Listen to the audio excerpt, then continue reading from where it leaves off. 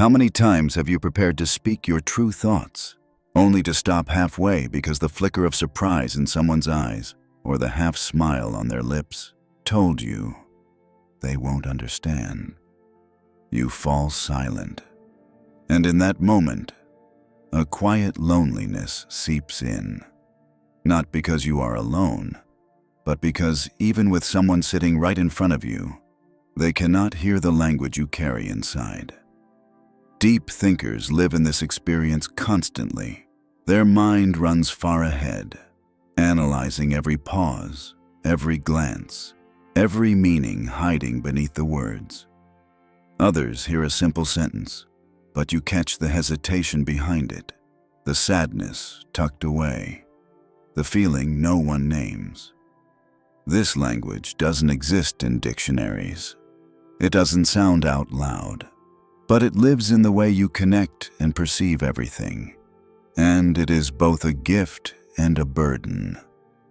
Jung once called this the mark of introverted intuition, a mind that refuses to stop at the surface and always digs down to the roots. But the world prefers what is easy to grasp, so you are labeled as an overthinker, as complicated. The truth is different. You are not broken. You are simply speaking a rare language, the language of deep thinkers. And if you learn to read it, accept it, and give it, you will see. What once made you lonely is in fact the gift no one ever taught you how to open. If you truly speak the language of deep thinkers, you already know this feeling well. In a classroom, when a teacher asks a simple question, your mind suddenly opens into a labyrinth. You want to explain, to lay out different possibilities, but only a few seconds in, you realize you've said too much. The whole class stares, a few laughs slip out, and you understand that what they wanted was just a short answer. Or in a work meeting, everyone wants to wrap up quickly, but you notice the gaps, the risks, the long-term consequences. You speak up with a warning, yet the only reaction you get is a tense silence.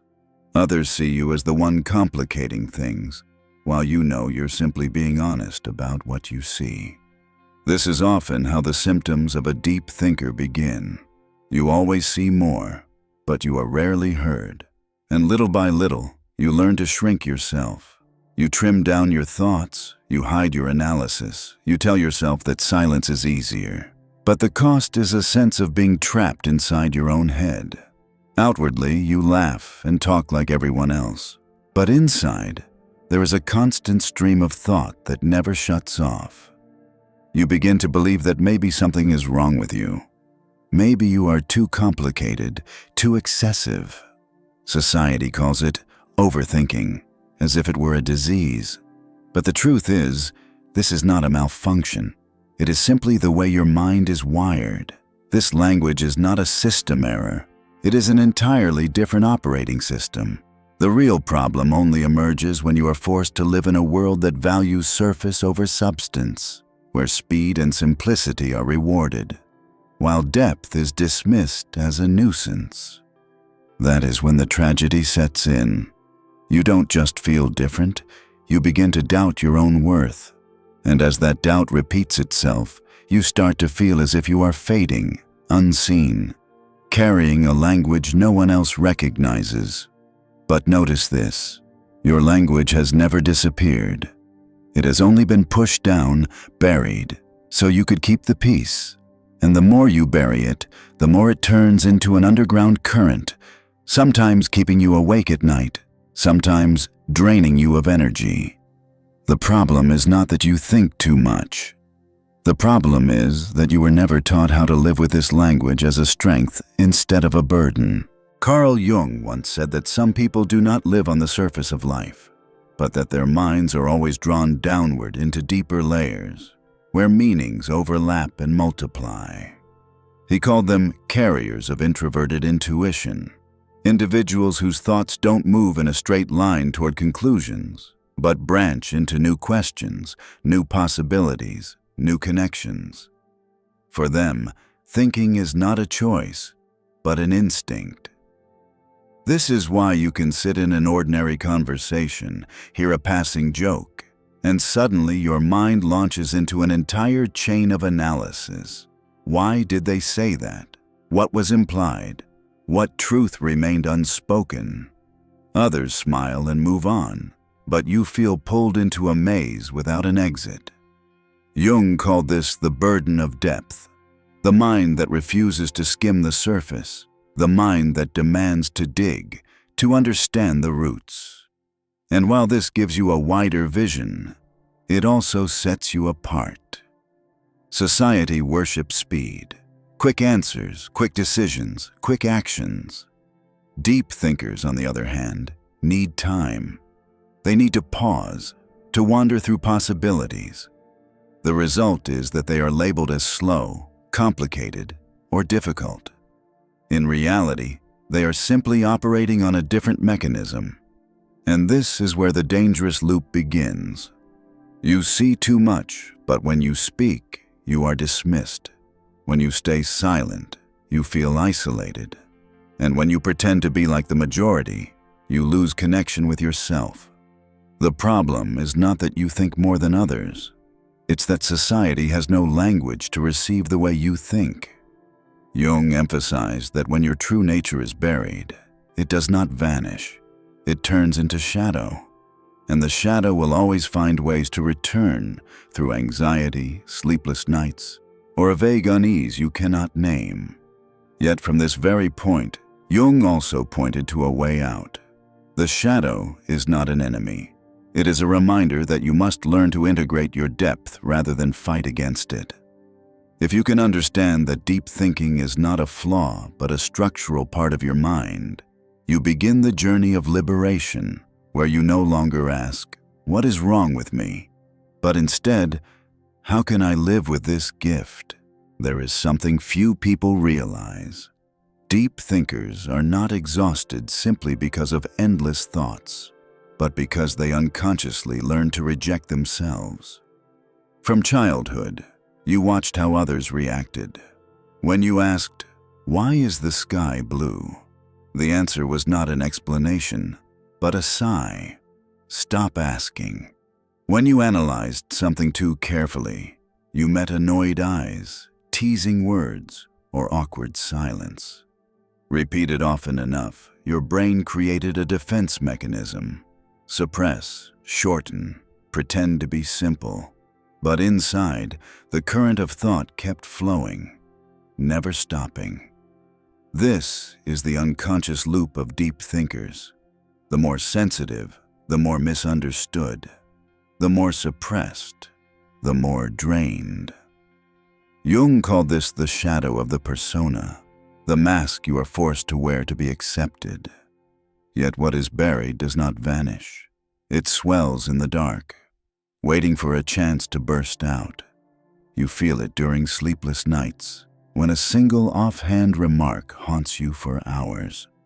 You feel it when sudden waves of anxiety flood you for no reason. The unconscious is handing back pieces of the map you tried to tear apart, forcing you to read them.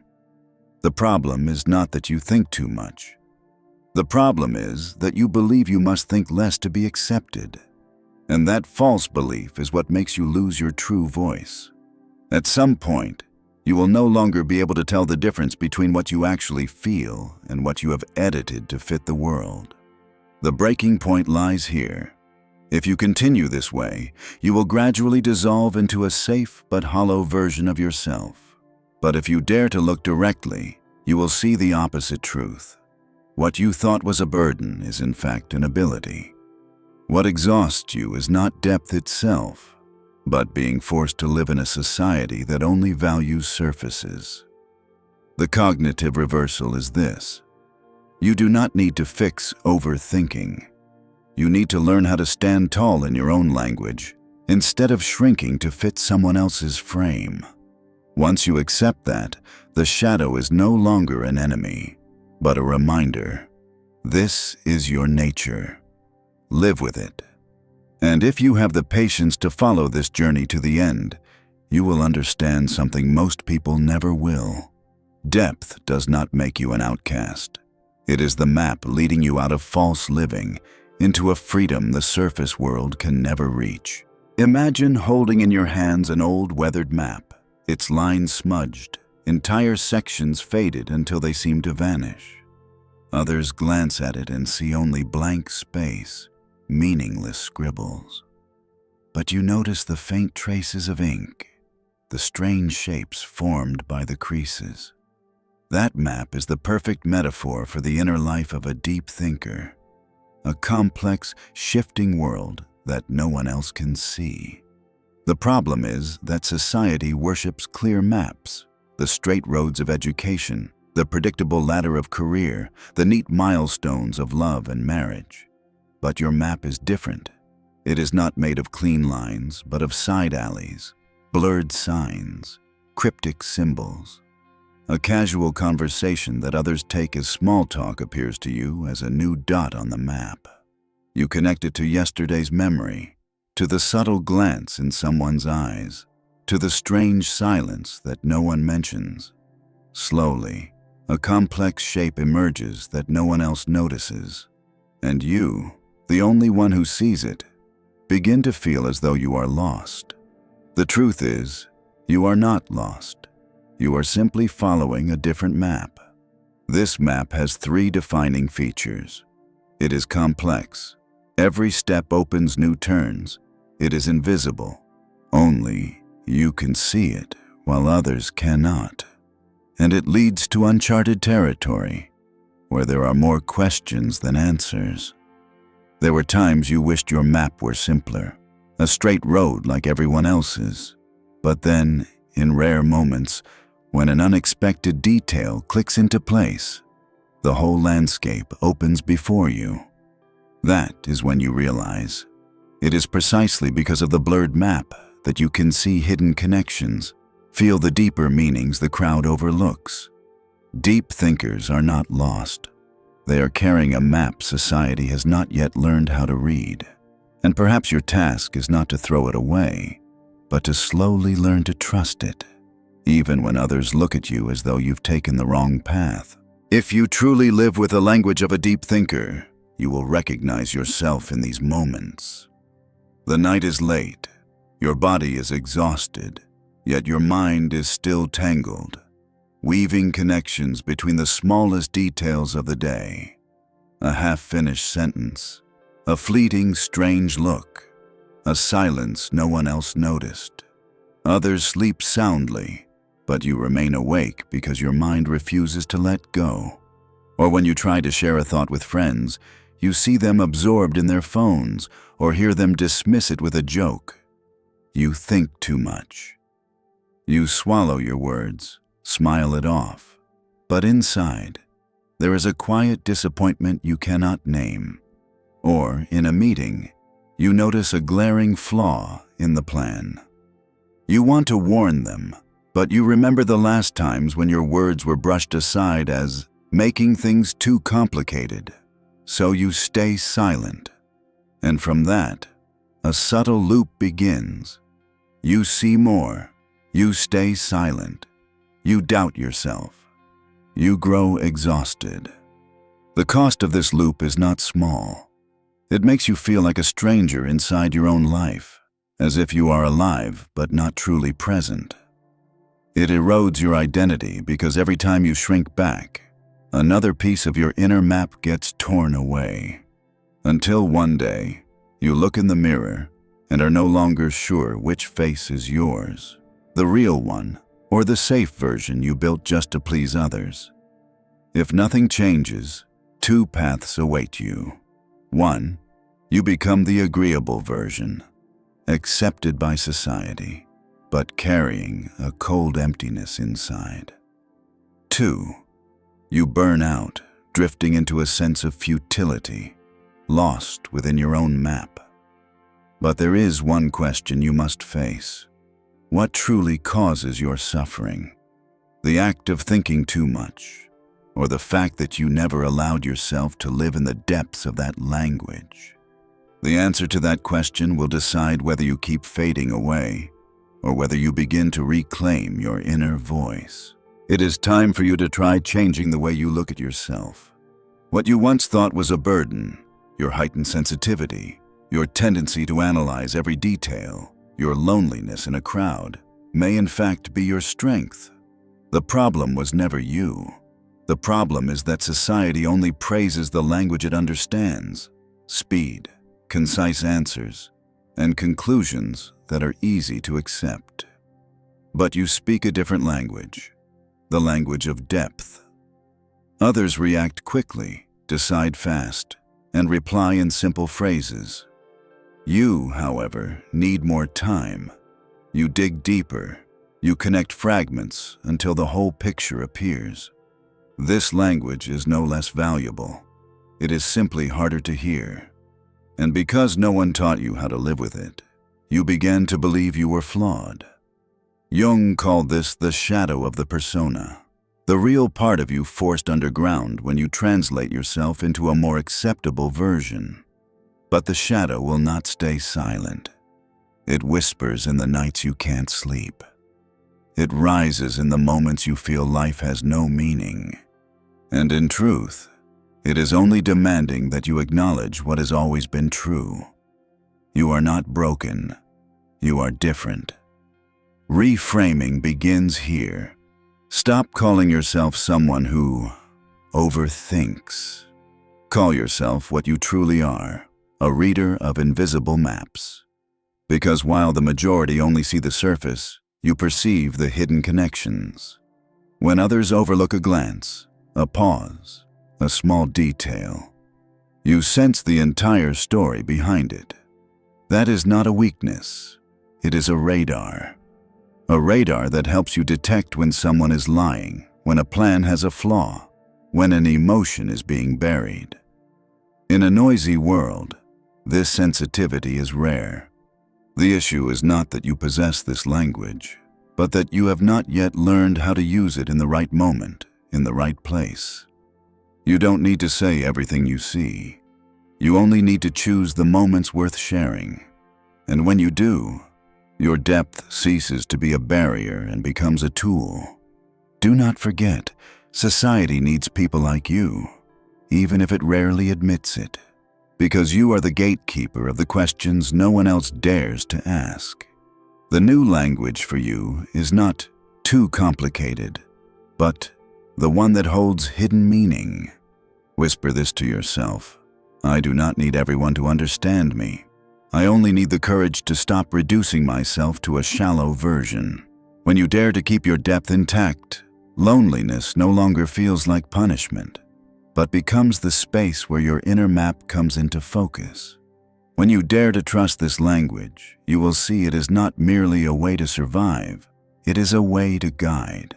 And sometimes, when just one person truly hears you, you will understand your inner voice was never useless. Understanding your language is one thing, but living with it requires small, practical steps you can begin right now. Step 1. Write down a thought you usually hide. It could be a question no one has answered, or an observation you noticed but no one else did. Once placed on paper, it is no longer overthinking. It becomes a marker on your map. Step 2. Choose one person you truly feel can listen. Do not try to make everyone understand you. One person is enough to make your map visible. Step 3. Create a fixed pocket of silence each day. 10 to 15 minutes with no phone, no goals, no shoulds. That is the time when the faint lines on your map begin to reveal themselves more clearly. And the final step. Learn when to speak and when to hold back. Not every thought needs to be voiced, but when you choose the right moment, your language becomes illumination instead of exhaustion. These actions are small, but each time you do them, you stop apologizing for the language you carry. You begin to acknowledge that the map in your hands has value. And that is the first step to living authentically, not as a tidy replica for others, but as the only one who knows how to read the deep pathways within.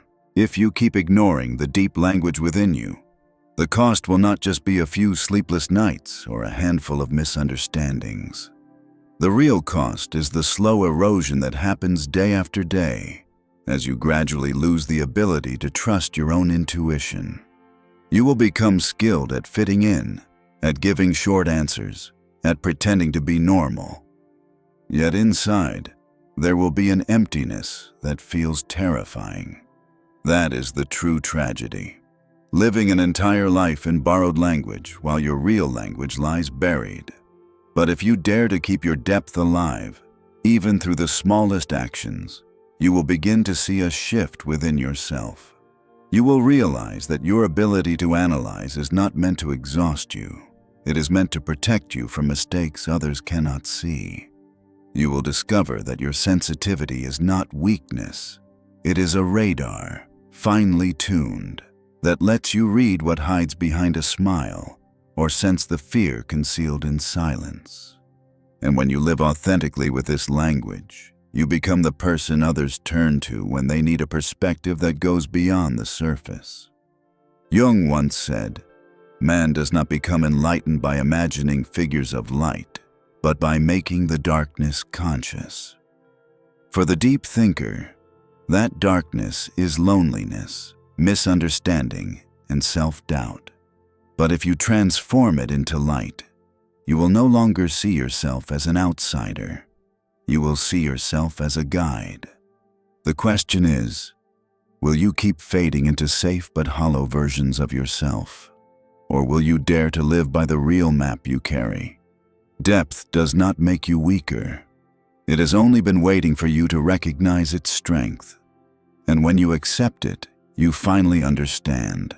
The language of deep thinkers was never a burden. It is the way your mind gave you the right to live authentically, even in a shallow world. Imagine standing before a lighthouse in the fog. Its beam does not clear away all the darkness, but it shows you just enough of the path. Just enough to remind you that you were never truly lost. The language of deep thinkers is like that lighthouse.